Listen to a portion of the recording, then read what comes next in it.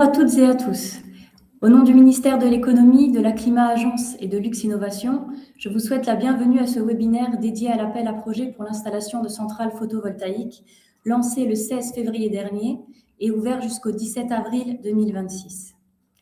Afin de vous présenter au mieux ce dispositif et de répondre à toutes vos questions, nous avons le plaisir d'accueillir aujourd'hui 3 intervenants. Monsieur Claude Clemens, rédacteur au sein de la Direction Générale Énergie, Services Énergie Renouvelable au ministère de l'Économie.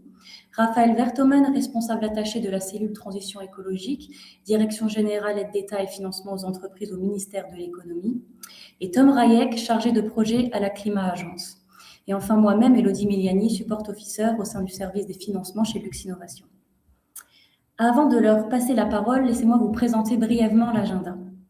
En premier lieu, Claude et Raphaël nous présenteront l'appel à projet ainsi que la procédure de soumission sur MyGuichet. Tom nous présentera ensuite le manuel des procédures relatives à la réalisation de projets photovoltaïques d'envergure. Et enfin, nous clôturerons ce webinaire sur une session de questions-réponses. N'hésitez pas à nous envoyer vos questions dès à présent via le chat situé en haut à droite de votre écran. Nous y répondrons soit à l'écrit pendant les présentations, soit à l'oral à la fin des présentations. Ce webinaire est enregistré, le replay et les slides seront disponibles sur le site de Lux Innovation et tous les participants recevront un email avec ces éléments à l'issue de la session. Voilà, je vais maintenant laisser la parole à Claude Clemens pour débuter la présentation. Bonjour à tous, merci pour votre présence dans ce webinaire et l'intérêt que vous portez au photovoltaïque. Voilà, pour commencer un peu de contexte général, il s'agit ici d'un nouvel appel d'offres qui a été lancé spécifiquement pour la catégorie de puissance de 30 à 200 kW crête. La raison en est la consultation nationale Einfach sehr erneuerbar qui a eu lieu en 2024-25, où un tour de table très large a été fait avec tous les acteurs du secteur pour essayer de dégager des pistes afin d'accélérer et de simplifier encore le développement des sources d'énergie renouvelables sur le territoire du Luxembourg. Au total, 51 mesures ont été identifiées. Beaucoup de celles-ci visent une simplification administrative. En ce qui concerne la promotion du PV spécifiquement, il a été décidé d'organiser sur base annuelle un appel d'offres supplémentaire, donc celui-ci qui s'ajoute à ceux existants, afin que les entreprises aient la possibilité de pouvoir présenter des projets 2 fois par an pour recevoir une aide à l'investissement. Pourquoi 30 à 200 kW crête seulement, entre guillemets? C'est la surface la surface nécessaire devrait ici être très favorable aux PME qui sont donc visées un peu plus particulièrement par cet appel d'offres. Et voilà, ceci pour le contexte très général. Pourquoi une mise en concurrence? On est dans un environnement d'État et donc pour satisfaire certaines prescriptions en matière d'aide d'État, les attributions d'aide à l'investissement pour le photovoltaïque se font par le moyen d'une mise en concurrence. Donc, il s'agit bien d'une aide à l'investissement, donc d'un subside, un montant unique payable donc dès la mise en service du projet. Ce qui veut dire que le cumul avec une autre aide, en particulier le tarif d'injection garanti, est interdit. Ce n'est pas possible de demander un tel tarif pour un projet qui serait désigné lauréat dans cet appel d'offres. Les nouveautés par rapport à l'année passée qui ont été maintenues, c'est bien sûr le stockage, donc les batteries. Ceci suscite de plus en plus d'intérêt. Ça peut aider à optimiser l'utilisation de l'électricité produite par quelque moyen que ce soit, si on peut la stocker. et donc le ministère en tient compte maintenant en subdivisant les lots, et en prévoyant des subsides plus élevés pour les projets, avec batterie. En ce qui concerne le stockage, d'autres possibilités pour, inciter l'installation de batteries sont à l'étude et seront communiquées au fur et à mesure de l'avancement des analyses qui sont faites, dans le cadre de la Speicherstrategie Lützelburg, dont vous avez aussi le lien ici. Ce qui est resté aussi, c'est, le lot qu'on appelle innovant, qui vise, particulièrement les modules, montés en façade de bâtiments, ainsi que les modules légers installés sur les toitures. Les modules légers, sont destinés à parer idéalement à des déficits statiques, d'un bâtiment et la nécessité, d'avoir recours à des modules, légers doit être établie, auparavant, avant de participer par un ingénieur conseil. Donc ces lots, tiennent compte des coûts spécifiques, plus élevés, ce qui vaut aussi pour, le lot spécifique pour ombrière qui a aussi été maintenu pour, couvrir des surfaces de stationnement essentiellement. En ce qui concerne l'utilisation de l'électricité produite, le premier cas de figure, le plus naturel, je dirais, c'est l'autoconsommation au sein de l'entreprise, mais toutes les autres formes, prévues par la loi modifiée relative à l'organisation du marché de l'électricité sont possibles aussi. Donc, une injection, un accord d'achat, le partage bien sûr et dans le cas d'une ombrière, par exemple, si des bornes de recharge associées au même propriétaire que l'installation photovoltaïque sont sur le site, ceci est considéré aussi comme une autoconsommation. En ce qui concerne l'autoconsommation, et l'excédent d'électricité quand normalement, qui a lieu quand même, il, doit être injecté dans le réseau alors et il faut le vendre. C'est pas possible, d'injecter comme ça dans le réseau.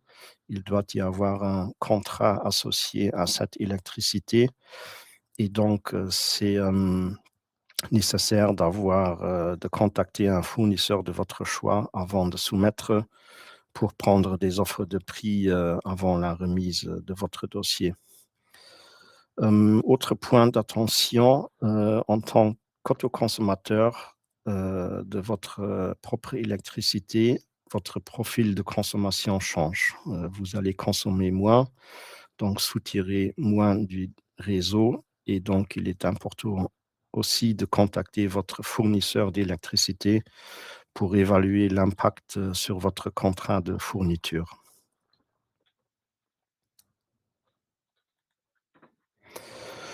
Hem, un petit, clin d'œil, dans le futur, donc à partir de cette année, il y aura, 2 appels d'offres, moyennant aide à l'investissement par an. Hem que vous pouvez, consulter dans le calendrier pluriannuel indicatif, sur le guichet Point Lu. Le délai pour celui-ci, nous le savons, il est un peu court, mais normalement, à partir de l'année prochaine, les dates de départ seront, pour les 2 appels d'offres, début janvier et début, juillet. Donc, l'agencement des 2 appels sera un peu plus favorable. Également, chaque fois en été, il y a aussi un appel d'offres moyennant aide en fonctionnement. Voilà, pour entrer un peu plus dans les détails, comme déjà dit, j'ai mis le lien encore une fois ici, sur le guichet, vous pouvez consulter les résultats de tous les appels d'offres antérieurs, pour avoir un peu un feeling, pour, les aides qui ont été distribuées, pour, déterminer, l'offre que vous allez soumettre. Donc, il s'agit ici de centrales, de production d'électricité à partir de l'énergie solaire photovoltaïque, avec la catégorie de puissance de 30 à 200 kW sans viser, essentiellement des surfaces imperméables, donc les toitures et les enveloppes extérieures des bâtiments. Les ombrières, sur des emplacements de stationnement ainsi que, ce qui s'appelle, dans notre définition terrain ZAE.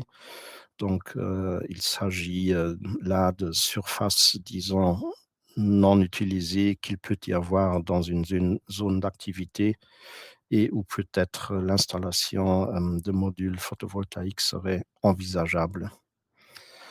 Les soumissionnaires éligibles, doivent être des personnes morales, des ASA, des SARL ou des coopératives, qui sont établies au Luxembourg, qui exercent une activité économique à titre principal, qui font eux-mêmes l'investissement, dans l'installation photovoltaïque et qui remplissent toutes les conditions générales en la matière, par exemple au niveau des autorisations et autres règles, en matière d'aide d'État.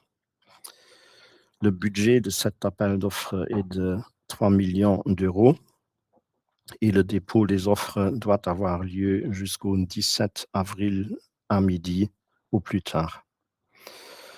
Pour la décision, le ministère s'est fixé, comme limite, de traiter tous les dossiers dans les 2 mois. Donc, la décision d'attribution devrait normalement, être envoyée dans la deuxième moitié de juin de cette année.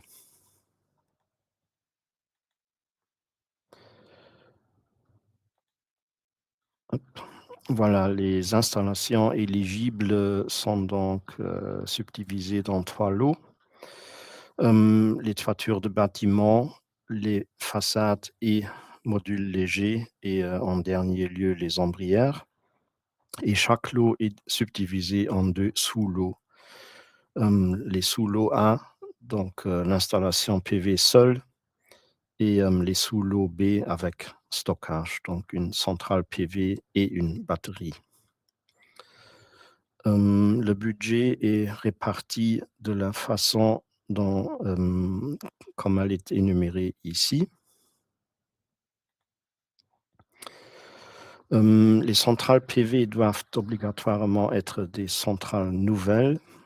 Le délai de réalisation en cas d'attribution sera de 18 mois au plus tard, après l'attribution.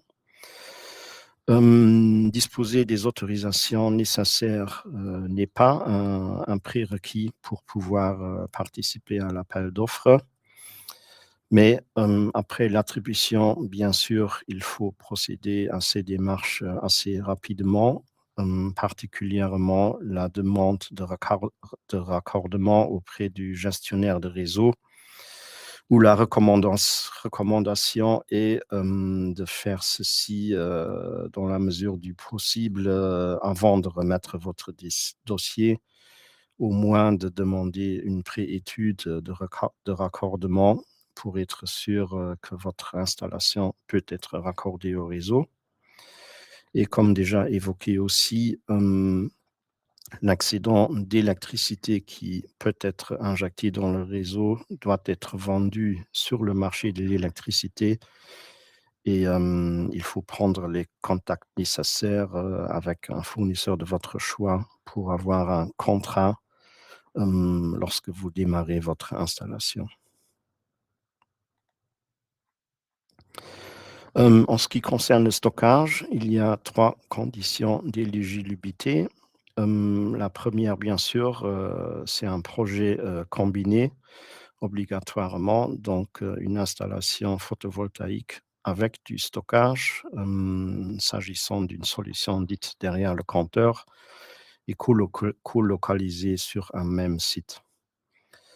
La capacité utile de stockage, connaît une limite, inférieure minimale. Elle doit être au moins de 1 kWh par kW crête, installé.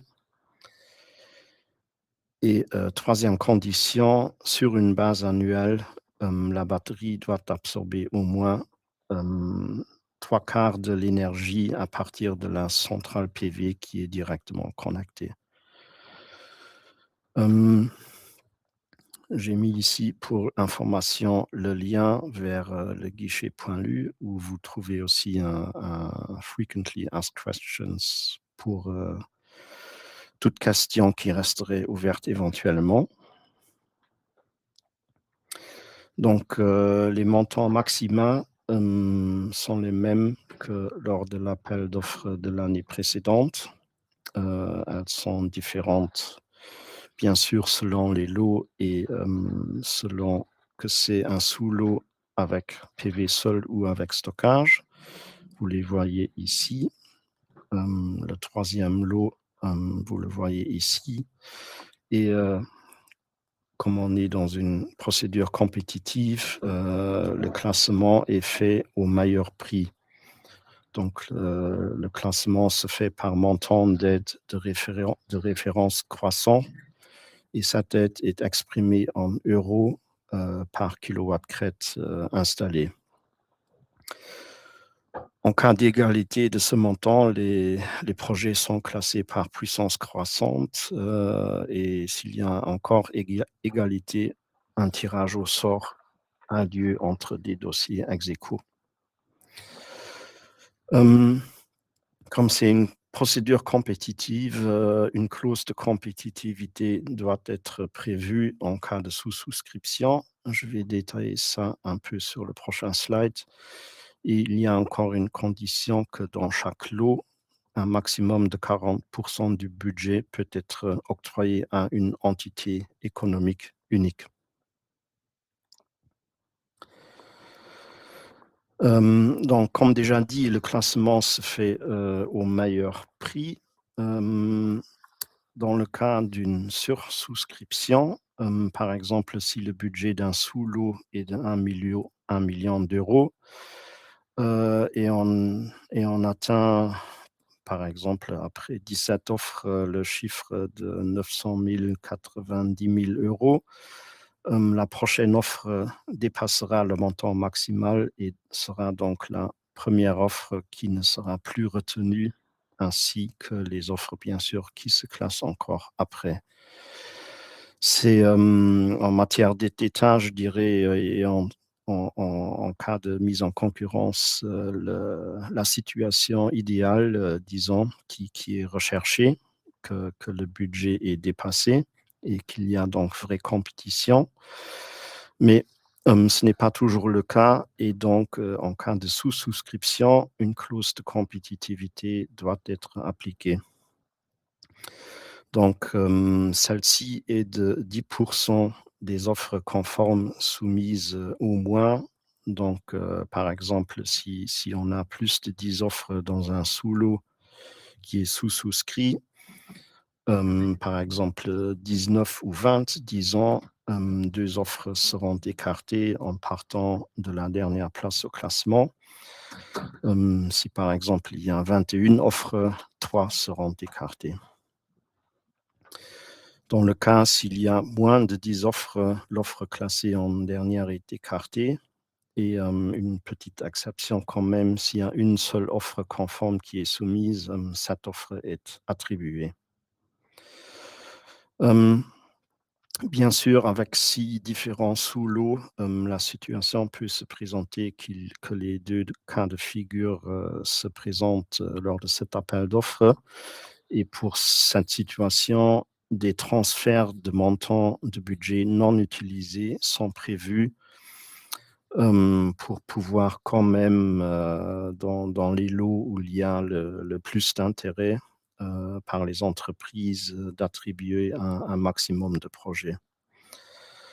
Donc, si de tels montants excédentaires, se présentent, ils sont d'abord transférés à l'intérieur d'un lot, d'un sous-lot vers l'autre et puis dans un ordre de priorité qui a été fixé, hem, vers le lot 1, puis vers le lot 3 et finalement, s'il en reste encore, vers le lot 2.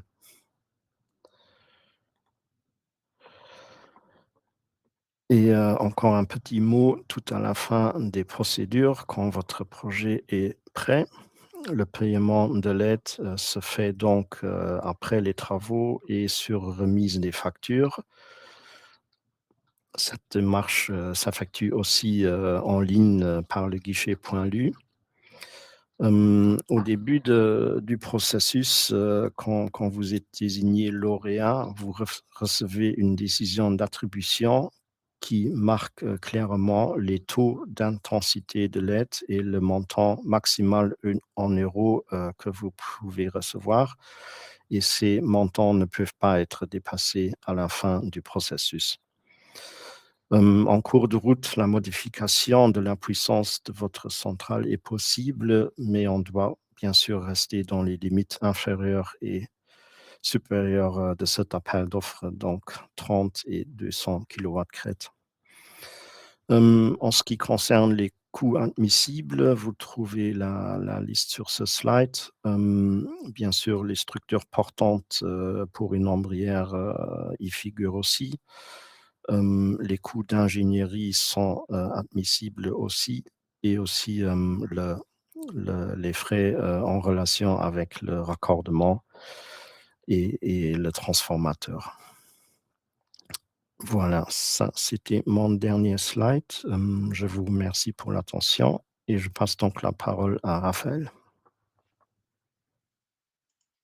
Voilà, merci Claude et bonjour à tous de ma part. Je vais maintenant vous guider à travers les étapes clés de la procédure pour soumettre votre offre. Alors, la soumission se fait via la plateforme MyGuichet. Tous les documents nécessaires à la soumission se trouvent sur le site guichet dédié. Quelques petits rappels importants. Premièrement, la demande doit être officiellement soumise avant le début du projet. En d'autres termes, avant tout engagement contraignant. Et deuxièmement, l'entreprise ne doit pas être en difficulté financière. Toute entreprise ne respectant pas ces deux conditions sera immédiatement éliminée. Lux Innovation, la Chambre des métiers, la House of Sustainability ou la Climat Agence peuvent vous aider dans les différentes démarches si nécessaire.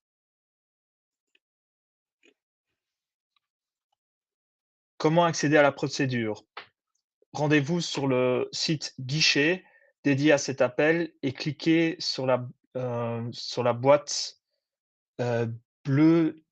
Vous serez redirigé vers la procédure My Guichet adéquate.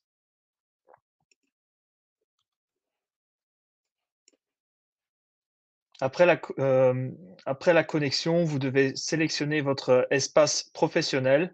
Si vous n'en avez pas encore, il faudra en créer un. Des guides sont disponibles pour la création de l'espace professionnel. Voilà. Hem, Cette diapositive résume les différentes étapes de la procédure. Les premières étapes sont génériques pour les aides d'État. Les informations concernant votre entreprise sont demandées. Ensuite, certaines étapes sont spécifiques à cet appel. Dans les prochaines diapositives, je me concentrerai principalement sur les étapes spécifiques. Comme mentionné précédemment, la procédure MyGuichet n'a ah non, pardon. Comme indiqué, je passe les étapes générales et je vais directement aux étapes spécifiques. Il vous sera demandé de sélectionner un régime d'aide. Veuillez sélectionner le quatrième, à savoir ENV-ESR, investissement dans la promotion de l'énergie provenant de sources renouvelables, de l'hydrogène renouvelable et de la cogénération à haut rendement. Dans l'étape projet, vous devez indiquer un titre pour votre projet, une date de début et une date de fin. Pour la date de soumission, pour la date de début, je vous recommande d'indiquer le jour suivant la date de soumission. Attention, ce n'est aussi qu'à partir de ce jour-là que vous êtes autorisé à prendre tout engagement contractuel. Dans l'étape spécificité du projet, veuillez sélectionner installation photovoltaïque, pour la question sur quel cas porte votre demande d'aide. Pour la deuxième question, la puissance est-elle supérieure à 30 kW-peak? Veuillez sélectionner oui. Les installations en dessous de 30 kW-peak ne sont pas éligibles dans ce régime.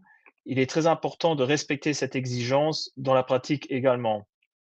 Aucune aide ne sera accordée pour une installation inférieure à 30 kW-peak. Pour la dernière question, la demande fait-elle partie d'un appel d'offres concurrentiel? Veuillez sélectionner oui. Enfin, l'une des étapes les plus importantes, les coûts du projet. Dans le premier champ, indiquez le coût total du projet en euros hors TVA. Dans le deuxième champ, indiquez la puissance d'installation prévue en kW-peak. Le troisième champ concerne l'intensité d'aide demandée. Ce taux permet d'afficher le champ montant maximal de l'aide calculée, qui est une valeur indicative. Le montant réel doit être indiqué dans le champ montant de l'aide demandée. Le dernier champ correspond au ratio calculé sur base des informations indiquées ci-dessus. Ce ratio est utilisé pour le classement. Parmi les documents à transmettre figure un fichier Excel détaillé du projet. Veuillez utiliser exactement les mêmes informations ici que dans le fichier Excel. Dans l'étape Forme d'aide souhaitée, veuillez sélectionner Subvention. C'est la seule forme disponible dans cet appel.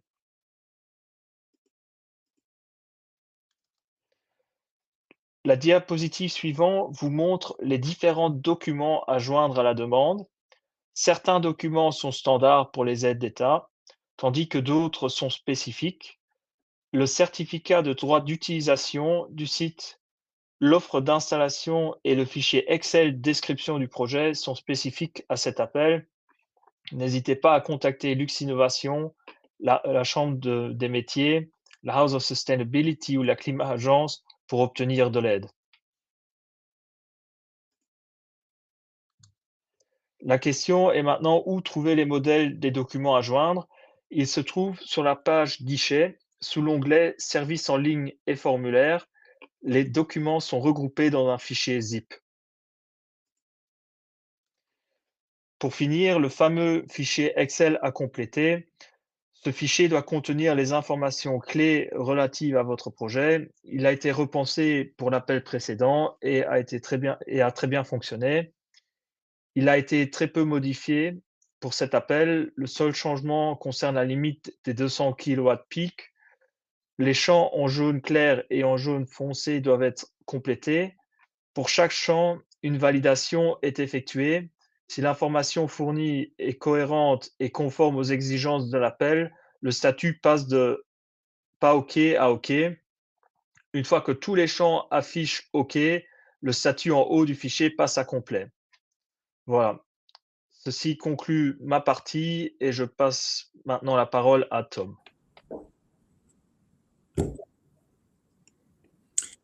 Bon, et bien, tout le monde aussi papa. Je me moi-même. Alors, je vais juste encore prendre quelques petites minutes pour vous introduire au manuel de procédure. Donc, je commence à dire que si vous voulez aboutir dans votre projet de production d'énergie renouvelable, il est impératif que vous respectez le cadre législatif en vigueur au Luxembourg. Donc, est-ce qu'il y a un problème au niveau du micro là? Je pense. Alors, j'essaye.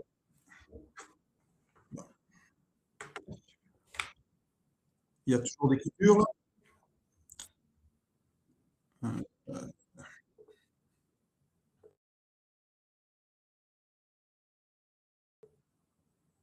Test, test, test. C'est bizarre.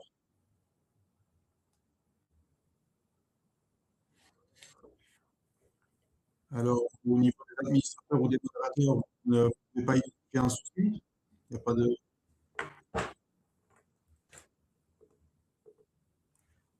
Ma connexion, elle est bonne.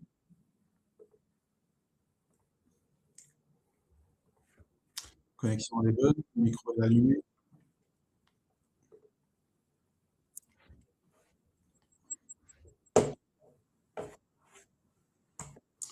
Je suis désolé.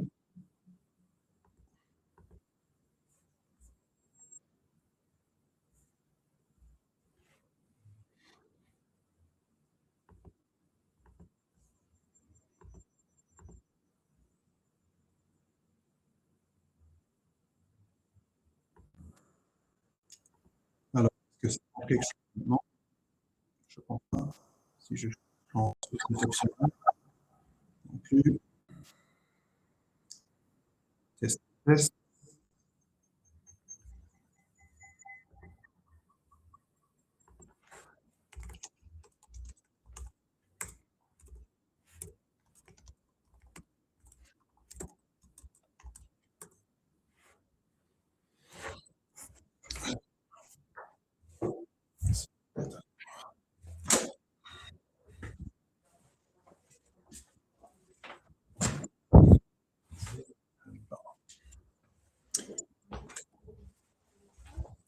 Bon, je suis vraiment désolé. Je pense qu'on n'a pas trop le choix. Il y a un problème technique que je n'arrive pas à résoudre. Donc, on va essayer de faire au plus vite pour que ça ne vous dérange pas trop.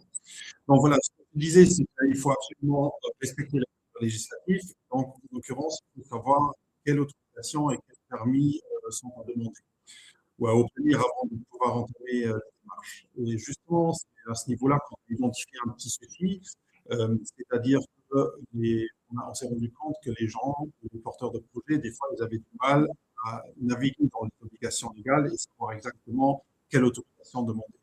Et c'est exactement là où le manuel de procédure cherche à résoudre ce problème-là pour vous faciliter la vie au niveau de la recherche des obligations légales. Donc, le manuel de procédure, en tout, on considère 12 lois, effectivement, règlements, donc dans ce domaine-là des énergies renouvelables. Pour en citer quelques-unes les plus importantes, on peut peut-être nommer ou citer la loi de Komodo, comme la loi sur la protection de la nature, et ainsi de suite. Je ne vais pas aller dans le détail de chacune des lois, mais c'est pour vous donner un super vue des lois qu'on a considérées dans ce manuel de procédure.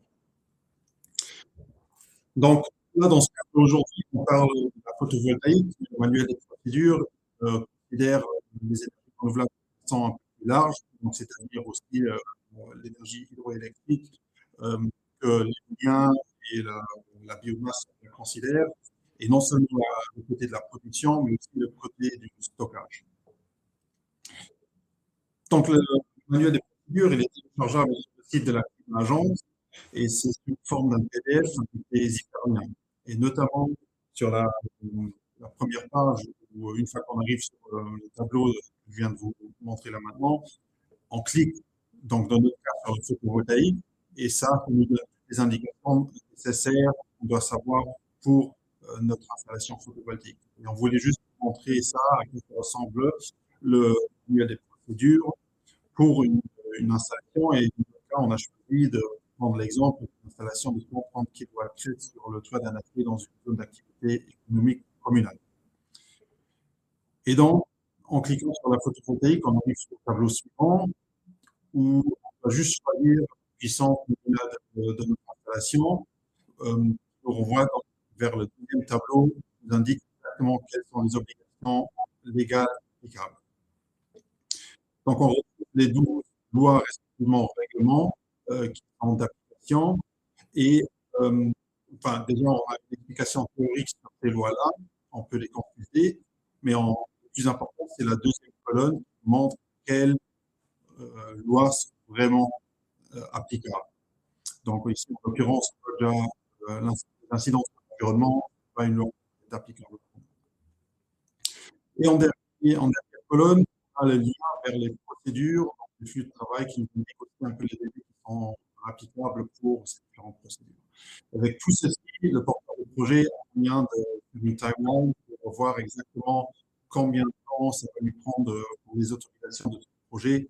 Et ici, en l'occurrence, on est sur un délai relativement court puisque les demandes d'autorisation, il n'y en a pas trop, il y a juste l'autorisation de conclure de la commune, ainsi que le raccordement électrique auprès du gestionnaire de réseau. Voilà, avec ça, c'est un peu vite pour arriver à la fin. Tu sais, avec les problèmes techniques, je suis vraiment désolé et j'espère que pour vos questions et réponses, la qualité sera de nouveau meilleure. Excusez-moi.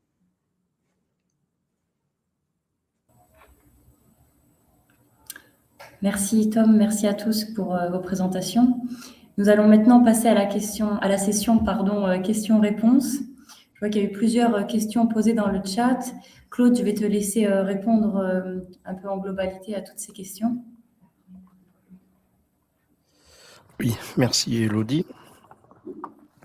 Bon, je commence tout en haut. Il y a quelques questions qui ont trait au stockage et au futur, je dirais. Je ne peux pas me prononcer vraiment sur l'intégralité des réponses parce que c'est des travaux qui sont en cours dans le cadre de la Speicherstratégie. C'est sûr que tout ce qui entoure le stockage est à l'étude, aussi des solutions potentielles pour le stockage seul, respectivement tout ce qui concerne le côté technique avec le raccordement au réseau est à l'étude. Et donc, dès qu'il y aura des nouvelles là-dessus, ça sera communiqué.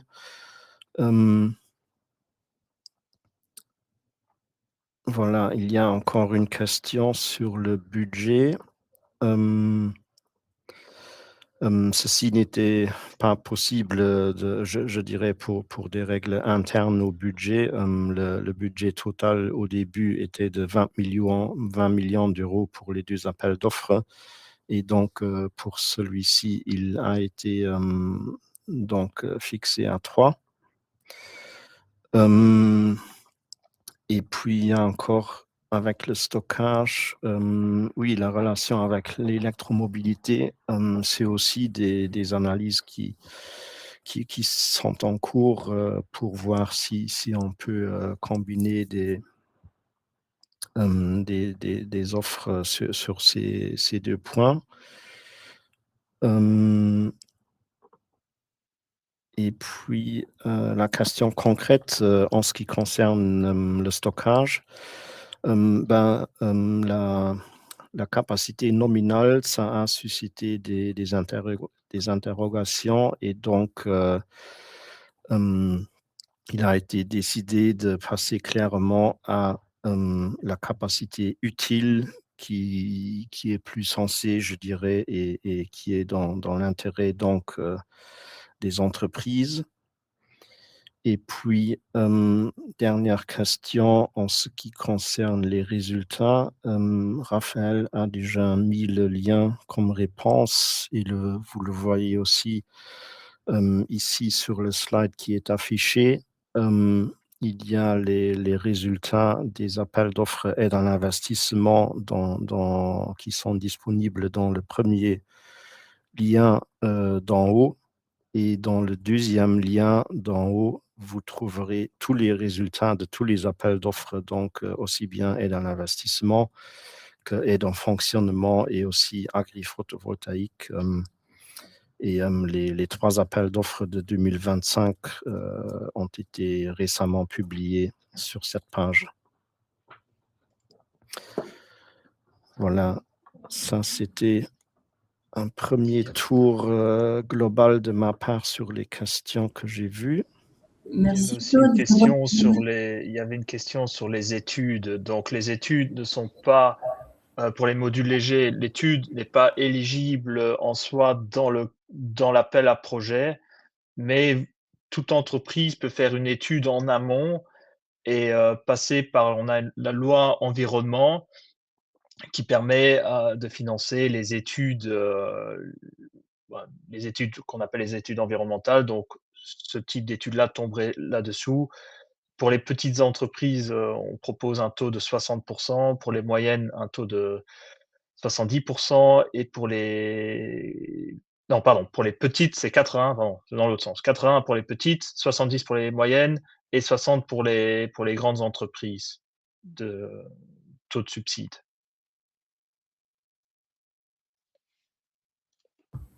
Merci Raphaël. Je vois qu'une nouvelle question vient d'arriver dans le chat.